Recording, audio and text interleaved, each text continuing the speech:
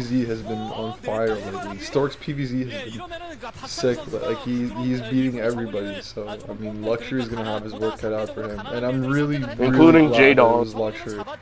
Yeah, including J-Dong. It's an Spoil. OSL spoiler there, but that was a good game. If you haven't seen it yet, go check that out.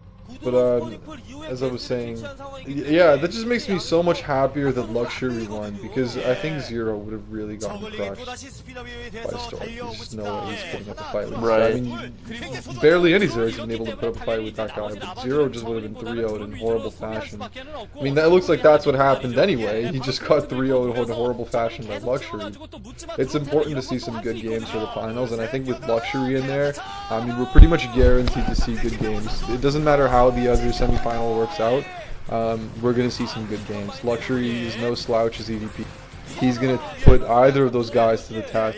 I'm going to have to put Jangbi or Stork as the favorite.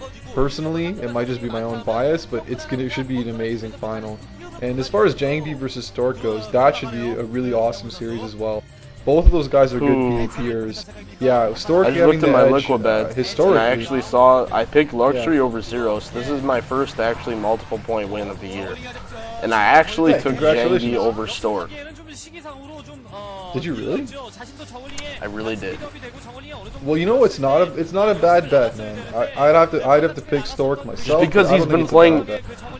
My reasoning behind that is Stork is. I mean, we said this in the round of 8, I think, when he played 4GG, is that Stork has been playing so many matches in the OSL and in the MSL, and he normally prioritizes OSL, and we saw that's not 100% true because he completely crushed 4GG 3-0.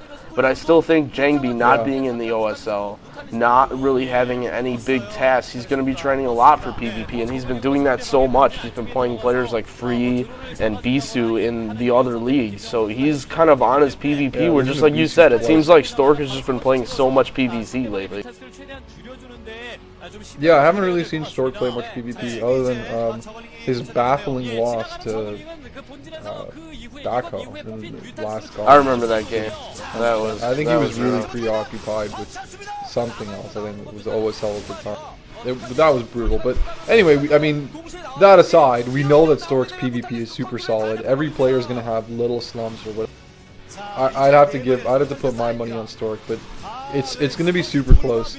And Stork has even gone on record on saying that Jangbi actually crushes him in practice in PvP, or at least he was for a long period of time. That Jangbi was beating him almost every single game. And he said that recently he started to start winning and go about 50-50 with him. So I mean, it should be an epic series. Just like Jangbi's gotten so much practice, although he's the only person that's been beating Jangbi PvP is Bisu, and we know Bisu's PvP is excellent as well. Although keep in mind that the last time Stork and Bisu met in best of 5s or best of 3s, Stork has come out on top in the last several occasions. So that's just something to note, that Bisu's been crushing Jangbi, and Stork has been beating Bisu, historically anyway, in the last few series. So, you know what, I mean, we could probably sit here and analyze stats all day long. At least I know I could, because they're both Protoss players and I follow all these guys really closely. Yeah, I can just analyze. So Dark Templars have 80 hit points and they do 40 damage, and they're permanently closed. Alright, we're going to see Dark Templars in at least one of the games. I hope so anyway. If at least one, you mean at least 5, then yeah.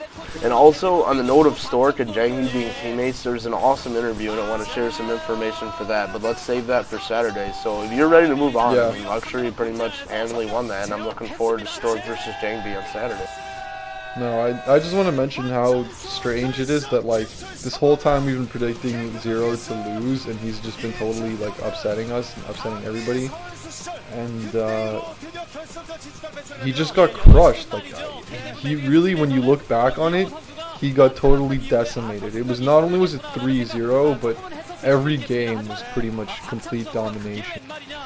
So, you know, I don't even really know what the hell else I want to say about that, except, like, go Luxury. Luxury's looking like a beast, and I'm looking forward to the semifinals and the finals, and that's pretty much it for me. I'm ready to move on. Actually, I want to throw one more. In the very first game, I'm just kind of looking up random stuff about Zerg versus Zerg, trying to look for that. And statistically, it was an overpool versus a 9-pool. And by the time the Spire is finished, an overpool has about 104 to 120 mineral advantage over a 9-pool. So canceling that hatchery is going to lose him about 100 minerals, but it really didn't set him back. I think he just kind of caught the build order disadvantage that he had. So I just want to throw that in there, that canceling the hatchery, even though we were both like, what the fuck, why did he just do that? Like, it really wasn't that big of a setback as I thought it was. But yeah, I'm pretty much done. I'm ready to wrap it up, and I'll see you guys in a few. Yep, later guys. Peace out.